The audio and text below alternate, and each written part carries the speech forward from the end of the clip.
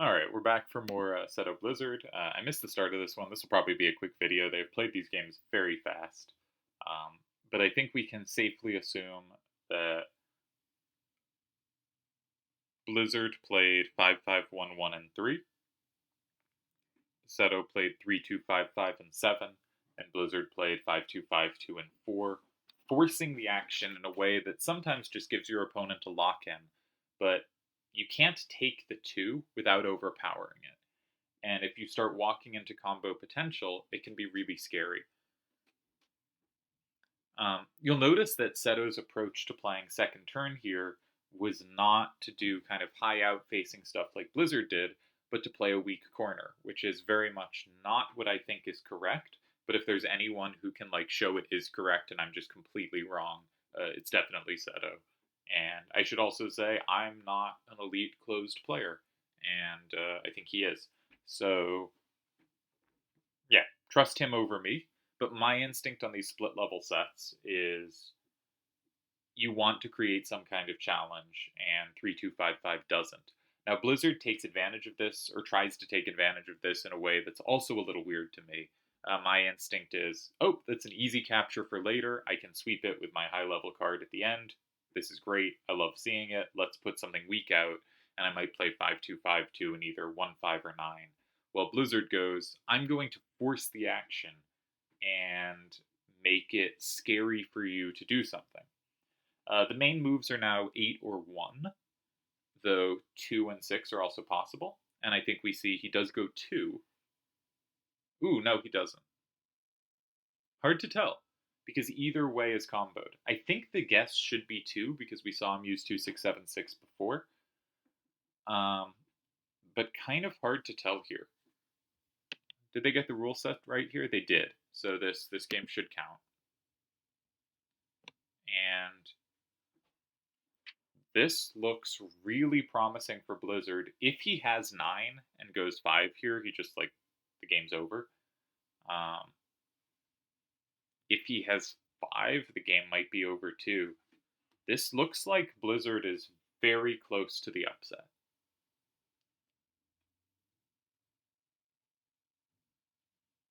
Should be a really remarkable achievement. Blizzard had an excellent run way back in 2010 in SE Squall. I can bring that up. That was kind of he made a Rhinoa finals on a team with Yojimbo, which sounds like okay, Yojimbo did it, but I think they both did it. You know, Yojimbo the bigger role certainly, but Blizzard playing a very real part in that as well. And then here in SE Squall, Blizzard had a run to the quarterfinals. Keep in mind this was a 6-round tournament, so we went 3-1, which is now a semifinals or a finals. And he beat Doomtrain in round 1, Raceland Majir in round 2, and Yevon in round 3 to make the quarterfinals. I think he also had a tournament where he KO'd a bigger name than any of those, though those aren't small names at all. All players firmly in my top 100 tournament players. So a really nice quarterfinals run, combined with a Rhinoa finals run. Okay, he goes 9. His 2-6-8-9 was not well calibrated to sweep here. Given that, probably correct to use it and keep the level 5, but now anything could happen, right? If Seto goes in 6, the score is presumably, he's not going to have a same, and he's not going to have a plus wall, so the score will be 5-5, and it will come down to can Blizzard take. If Seto goes in 5, he's not going to have a same on the 9, but he could have something on the 7 too. All right, he goes 6 and he holds. Yeah, Blizzard didn't have quite the right cards to sweep there. All right, that was a really good chance for Blizzard, but Seto with Nerves of Steel just blocks 6. Maybe he had no choice, but plays a game that I would have been very nervy on and holds the tie. I'm really running out of time today, but I think they're going to keep playing. So I'm going to pause the recording, and this is the same day as my last recording. I'm still trying to get food. So I'm going to pause the recording, put something in the microwave, and and we'll see where we're at. But Blizzard was very close to just winning this match, right? This was very, very close, right? A 6 facing left, the match is over. The high level card has already been used. Anything but a 7 on that level 5 facing to the left, and Blizzard has just advanced to his first semifinals in a single player tournament, which would be a huge upset and a really huge moment for Blizzard, and congratulations. He's the reigning winner of TTA's favorite player, and it would be really nice to see him having an incredible run. I should say, I kind of think Seto is the tournament favorite.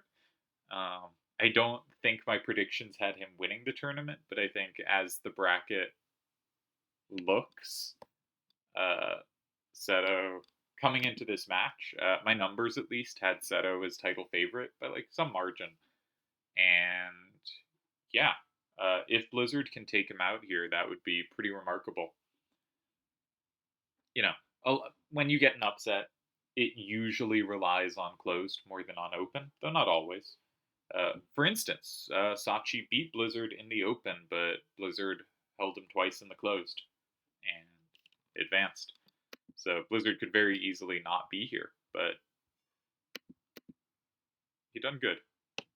Alright, we're going to pause and we'll see if and when we come back. But this might be the end of the video. You'll probably be able to tell by the whole video ending then. And we're back for more closed. Something kind of interesting here. At least I'm interested here. The psychology of the individual, as Jeeves would say. Seto does not play many TTAC tournaments. He plays a lot more of the pure opens. He does not tend to play the mixed events. He's played at least one of the closed events. He's made a semifinals, maybe in the only one he played. Like, he's always very, very good. But he clearly has less interest in the non-pure open events. And he basically never played TTACs, except for TTAC 10, where I believe he just rampaged everyone. Like, basically didn't lose any games until the finals, where he faced Yojimbo, who he beat in the open, and then double lost in closed.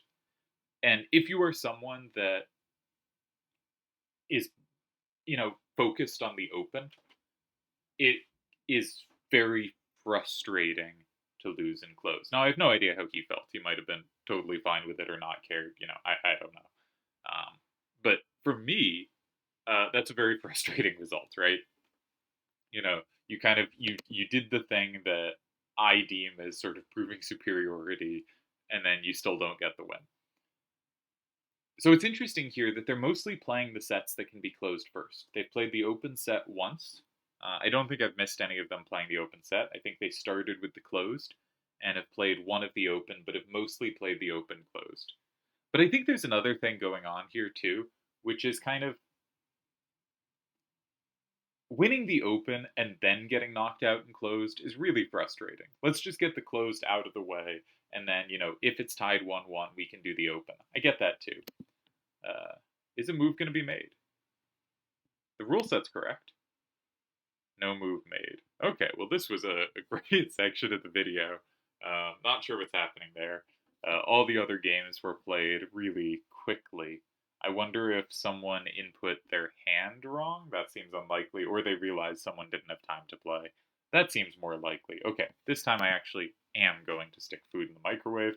And we will come back if there's something to come back to.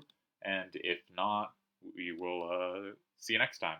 Either way, I like this match so far. I think it's been well played. I think they have distinct styles where Blizzard has played, especially in the last game, Blizzard played this kind of... We've seen Blizzard on second turn. Blizzard sets up challenges. We've seen Blizzard on first turn. He kind of often sets up easy things for himself to take in a way where his hand plays well together. We've seen both of these effects. But here we also saw an interesting close strategy. I think he's one of the players who does more prominently of this in this last game of attack cards that can only be taken back in ways you have combo play against, or potential combo play against. And that can be really scary and difficult to play against. I think it's not what I'd call like it's not really bluffing because you often have a bunch of things covered. But it's not there's it's sort of like there's kind of two ways to play. There's the way that says here is the kind of conventionally sound thing to do, and here is the thing to do that says, do you have it? Because if you don't have it, I win. If you do have it, maybe I have some other ideas, right? And you just kind of you test them, you ask questions, and you force them to have it. And I think Blizzard has more of a I'm going to force you to have it style rather than a I'm going to play sort of conventional moves that try not to give the opponent lock-ins.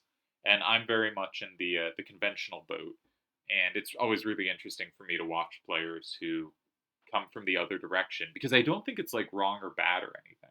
And I think the closed players that are better than me are really good at adapting between the two and can kind of do some from both and see reasons to do both. I think that's a big way people improve is we've all figured out some triple triad things. And we've all figured out some like reasons to make moves. And maybe we have a really good feel for like, okay, they start in a corner, I can't take it in one direction. I go in the adjacent corner that sets me up there or the center that sets me up there, and I make sure I'm set up both ways, right? And maybe you have that reason, but you don't have reasons to go in other squares. So when those moves are good, you'll play them. When those moves are not good, you'll probably still play them because moves in other squares don't really appeal to you. And the way to get you to play moves in other squares and to find those other better moves is not to go, wow, this move sucked, you should have played elsewhere. It is to say instead, here's a reason to go elsewhere. Like, they started in 1. Maybe you considered going in 5 or 7 because you didn't have 4 and you needed to set up there. Maybe you start seeing, oh, here's a reason you could just take from 2, force them to go in 4 the square you don't have, and maybe you have a nice follow up in 1 or 7. And suddenly you start like being able to look for those reasons and you can find those moves. And we expand our ability to find moves not by being told, oh, your move was bad, but instead because that doesn't give us that doesn't help us find other moves. Maybe you realize I don't like this move very much, but you liked it more than anything else because it was still in your comfort zone, right? And to expand as a player, we need to have more reasons to do different things so that we can find other moves. And I think there's a class of closed players, Seto probably included, who can kind of both play the structurally sound moves and play the do you have it moves and have a good sense of when to do each because they kind of understand the reasons to do each really well. While a player like myself is much more limited to I understand the reasons to do conventional things, so those are the moves that always appeal to me, and I'll never really play the other moves because the reasons to do them seem so much weaker to me. But if I wanted to expand as a closed player and get better as a closed player, that would be something to work on is testing out and figuring out what I like about these other moves, like in this game, 3, 7, then going in 4 in closed, and trying to figure out when I like those moves and when I don't, and how to incorporate them into my play. And that would be an interesting project for me, but I think it's also just an interesting project for anyone. We have another game. I will never get food. It is open. This time they put in the correct rule set. So this game is a for real game. And Seto has first turn. Blizzard playing... something interesting about Blizzard. And a comparison we can see in the two hands. So Seto has the 8-9-6-2. And he can take that back if it goes in 7 with 4-2, 4-5, and 8. But he has no recapture in 4. And I don't think he had any intention of having a recapture in 4 because he won't have to. The 8-9-6-2 is the endgame sweeper, right? It's the card that comes out last or close to last as long as you can you're not forced to use it early. And if you are forced to use it early, it's probably not as the big corner. So there's no need to have the recaptures. Blizzard has now, in this game, he does have the recaptures. Now, maybe that's happenstance. Maybe it wasn't intentionally set up to have that. But I hope he's not intending to be like, if this is uncovered, I'm going to use it as a starter. Because I think giving up your level 8 like that is too big a concession. And I think there's players that think, okay, this could be potentially safe or half safe, and I should set up to have the recaptures in case it's half safe. And I get worried when I see a player that has the recaptures that they are thinking they're going to need the recaptures. Because he has these this game, I had a read on the first game where he had a 1789. The first game I caught, not the first game that was played. He had a 1789 as his level 8. And he had a recapture from 2 with 2365. And he was second turn and it was closed, so we didn't see his last card. And I thought it might be 6432 or something like that that has the recapture in 6. And I think this game gives us slightly more evidence that that's the case. And this is a synergy that could come up. It could be relevant to be able to plus wall or recapture there, but I think in practice it almost never is. And it's something I'm worried when I see. My prediction for Seto starter is 5-5-1-1 and 3. I think it's not super clean, and actually against that, you could argue Blizzard should use his 2-5-9-9 in 6, because I think it lands with more impact, not as a starter, but as an attack on the starter. Not sure how to say why, and I still wouldn't do that if I was Blizzard, but makes more sense there. Okay, Seto avoids those possibilities by playing something with a little more out-facing, but a similar move. Get rid of the low level and face the game such that your high level has the most power, right? All of Seto's cards are happy to face this direction. If we talk to the cards, check out my video, talk to your cards. If we talk to our cards, 8962 wants to go upright. 5511 wants to go upright. 4772 wants to go down right. 7147 wants to go up left. The only move that all cards are at least half happy and 2 cards are fully happy is going in 3. And specifically, you really want the higher level cards to be happy, and this is your way of maximizing that. Now, the last time Blizzard faced a low level corner, I believe he went in the opposite corner with a 7-6, and he could do so again here. 7-6-2-6 in 7 is a move that is difficult to take back from 4. And this is why I would much rather have the low levels be able to plus wall my level 5s than my level 8s, because that's much more likely going to be the cards I play early and will need recaptures on. Here, a little clunky to recapture, because if you go 7-6-2-6 and 7, and they capture 7-1-4-7 and 8, you might feel obliged to use your 2-5-9-9, and you don't really want to use your 2-5-9-9. And I would guess that 2-5-9-9 and 4, 5-5-1-1 and 9 is a difficult position. But maybe it's not. But I guess so. I think if you're Blizzard here, you should be thinking Seto is weak to the left. And maybe a better move would be something like 4-5-3-2 and 7, or something of that ilk. One curious thing is both your captures in 2 are the 7-6-2-6 and the 2-6-7-6. You have no other captures in 2. I didn't notice this till now. This was clever of Seto, who has those really well covered with 5-5-1-1. So you actually have trouble engaging from 2. And you have an up weakness again. Oh, there's an up weakness. It's a completely different rule set, but I think it's a different rule set. Yeah, this is a different rule set, but once again, Blizzard has 3 2s facing up, and it's really easy for him to just run out of power. This 4 facing down, I should have noticed this much quicker. This 4 facing down is only capturable by the 7-6-2-6. So you have actually really limited play against this 4-5 corner. And with no plus on, numbers 5s and 4s are not particularly affected by plus wall. Occasionally they're comboed by it, but the raw captures aren't. With no plus wall on, this can get dangerous fast. I like going in the opposite corner when the position is kind of uncomfortable like this. And the 6 does create a challenge, right?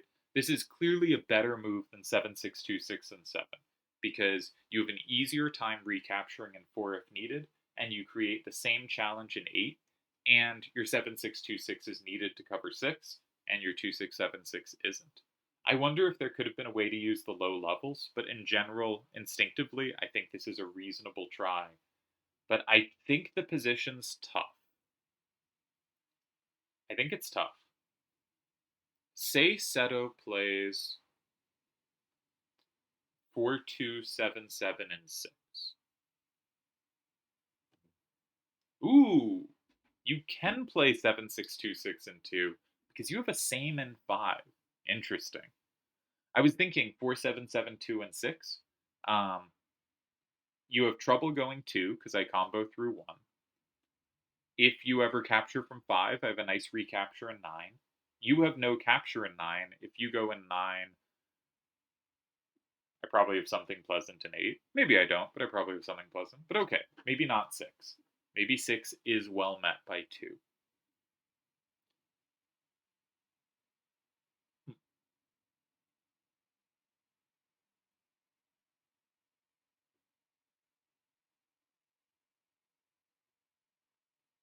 Once again, I should note Blizzard doesn't just have an up weakness, he also now has a down weakness.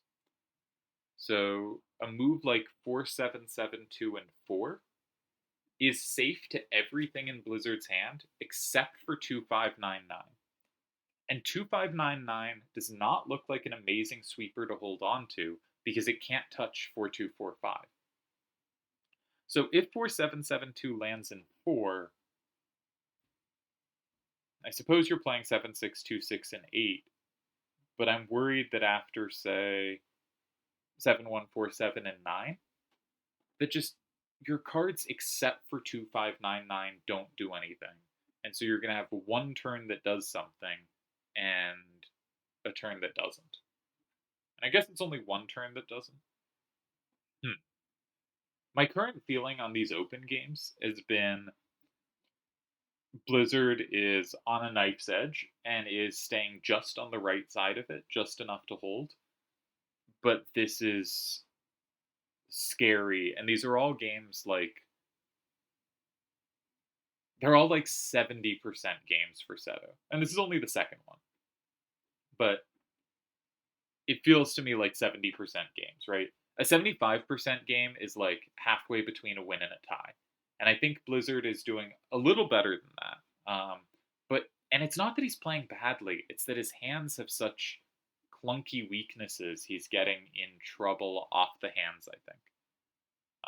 I think he's playing very well. I think he's taking these 30% positions and he's held so far. And my guess is he holds this game too. Seto has picked up the 5-5-1-1.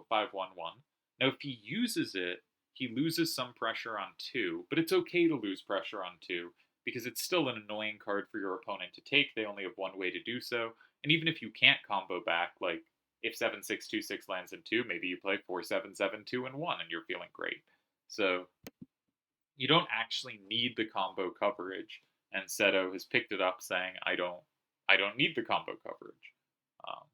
I want to get rid of the weakest card in my hand to keep the more powerful cards.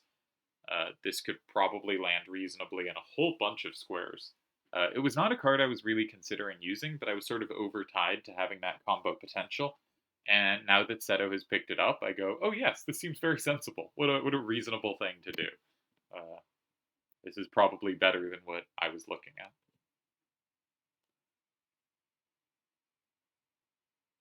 I love the teapot, by the way. Great graphic. Looks truly wonderfully malicious. The eye and mouth are really working for me. He goes 8. Okay, that's not a square I was looking at all. So same is on and plus wall is on. So 7-6-2-6 and 9 is covered. And 2-2-4-6 and 9 is presumably met by 7-1-4-7 and 6, and that does look very strong. And Seto's remaining cards are really good in that endgame. Similarly, 2599. So you're not giving up anything in 9. The obvious thing to do, I suppose, is go in 4, not 9.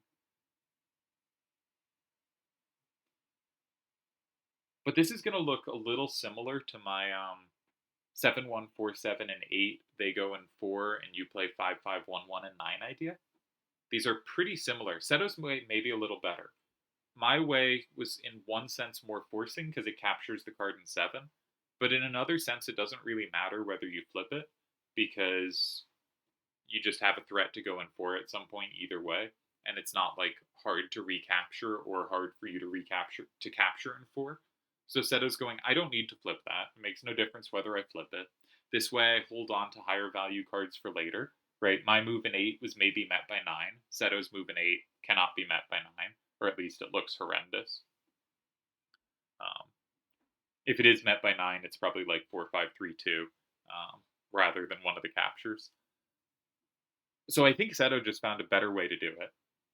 And sorry if I'm not scrolling well enough for cards to be super visible. And I think this is...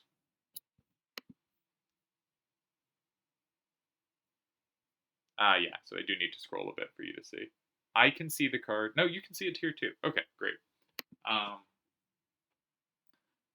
So, yeah, I think Blizzard now has to be quite careful.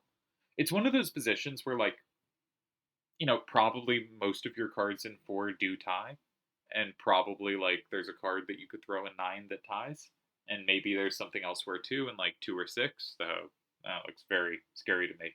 But I would think something in 4 or 9 ties, but you have to be quite specific. And sometimes it's everything there ties, but they all require really specific lines, and so they're all a nightmare to find. So, yeah, I think this game continues to be one of those 70-30s where a tie is perhaps slightly more likely than a win, but Seto gets pressure and Blizzard has to be very, very careful.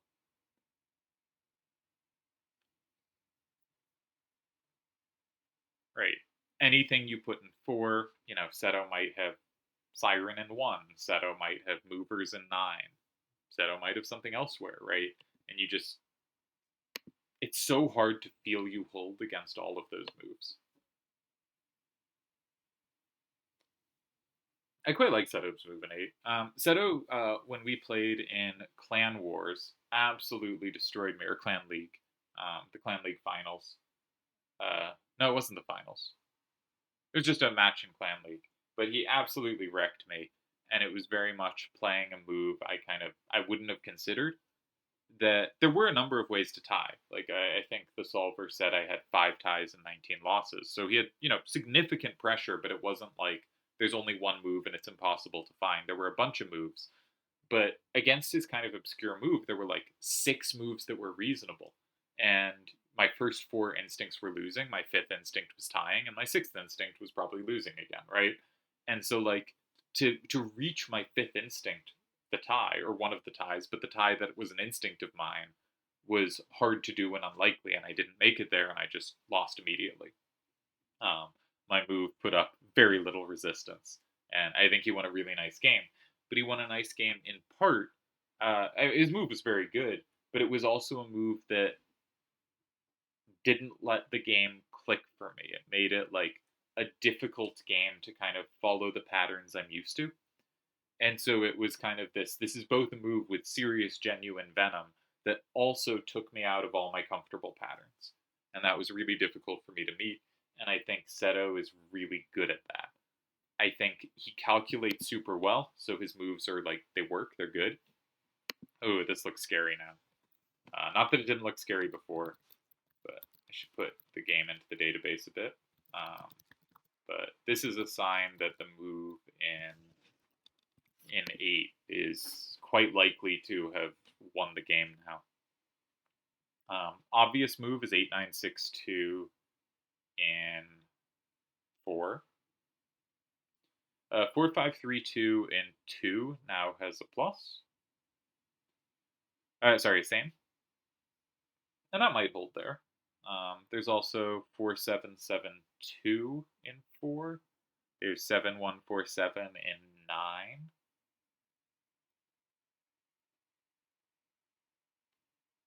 I have no idea if any of these are winning, actually.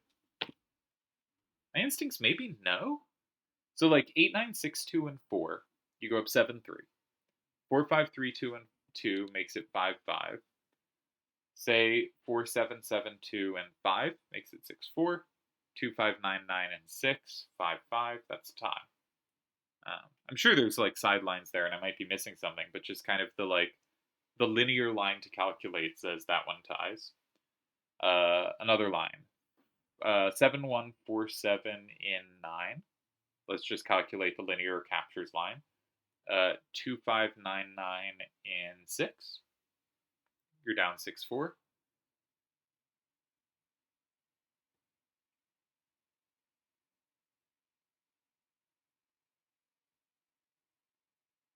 8962 in 4. You lead 6, 4. 4, 5, 3, 2, and 2. You trail 6, 4. 4, 7, 7, 2, and 5. I think that's just one capture. I think that's 5, 5. So Seto might be winning here, but Blizzard might have done it again. I think my guess here would be there should be a win somewhere. But I don't have it.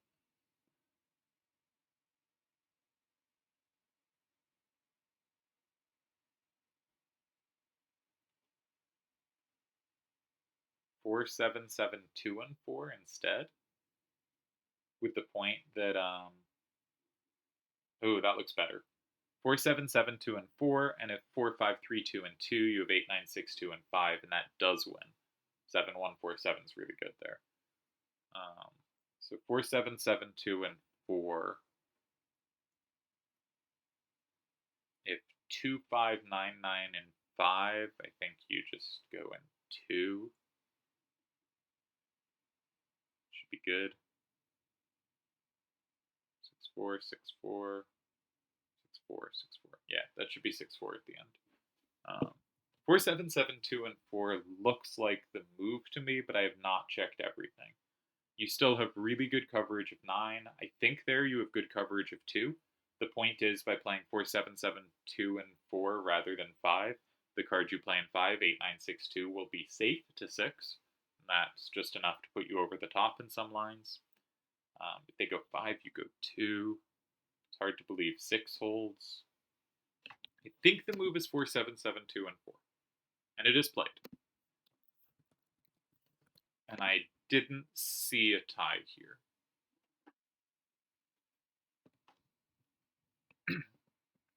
Big swing of fate here, right?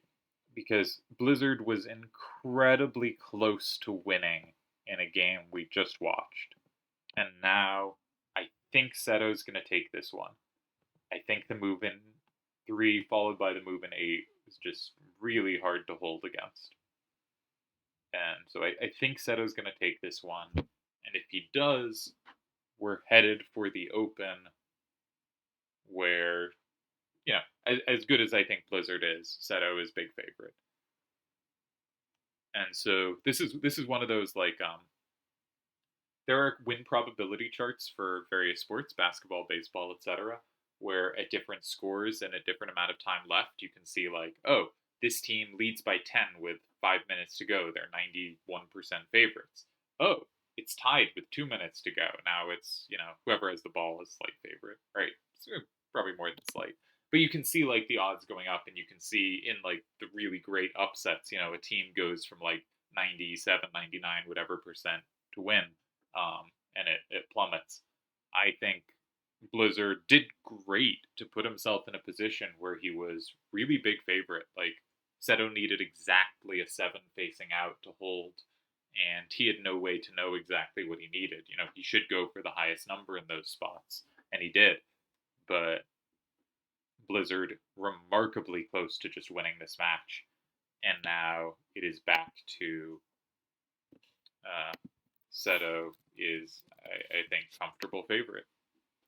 8962. Ooh, 8962 and 2 does not flip 1. Have I miscalculated everything? 8962 is not a good card here. It does not have the extra flips. Ah, I have miscounted. I assumed it flipped. Alright, well played by Blizzard. Everything I just said, throw it out the window. I do not know what I'm talking about. And never have. Yeah. So 8962 and 2 does not flip 1. I just assumed 1 was free. But I think we can assume Blizzard saw a whole bunch when he played in 1. And Blizzard holds again. And my analysis once again comes under deep question. Does this guy know what he's talking about? Very unclear. Alright, what a hold. What a hold. So both games that have landed open, I think, one was the open, this the open closed, I think have been quite difficult defenses for Blizzard. And both times he just holds, and he holds without actually coming near as close to the cliff's edge as I would have thought. Here he has to find a good move with 4 moves left, but at this point you can calculate everything, and I think Blizzard can do that. And the other game, he always had a few ties. It was never a spot where he only had like 1 or 2. He always has 3 ties, and he found one. Really well defended by Blizzard, who also, very nicely won a close game. Blizzard's playing great. This is not to say Seto is playing badly or anything. Seto always plays great. This is just a given. Whether Seto is in good form or bad form, Seto will play at least at a great level. So, I don't know. There's just less to say about Seto's form because I think he always plays great. But, man, Blizzard. What a great matchup from him. This has gone from, you're penciling which match is the exciting ones. This was not the match of the round by any means, but maybe it is the match of the round. This has been great. All right, we're going to end the video here, and I'm going to finally go eat some food.